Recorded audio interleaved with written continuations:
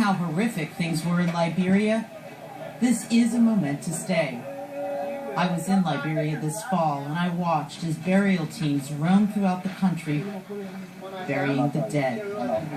In total, 4,716 people lost their lives in Liberia because of Ebola. There were 10,564 cases.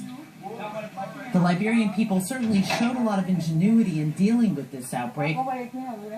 I was at a makeshift rural hospital where a doctor, pretty much on his own, was taking care of many Ebola patients. How did you feel when you were sick? Here you can see these are some of the people that he saved, this group of young ladies. Everybody, all right. But I also saw where things weren't going so well. Outside of hospitals, people with Ebola stood in line to get a bed. And then a new hospital opened with great fanfare. But when patients arrived, there was no one to take them inside, so patients just fell out of the ambulances onto the pavement. No one has ever I was speaking with Dr. Tom Frieden. He's the director of the Centers for Disease Control. And he says, while this is an important day, we're not out of the woods yet. There is still Ebola in Guinea and Sierra Leone. He pointed out there are many lessons to be learned from this Ebola outbreak that got so out of control.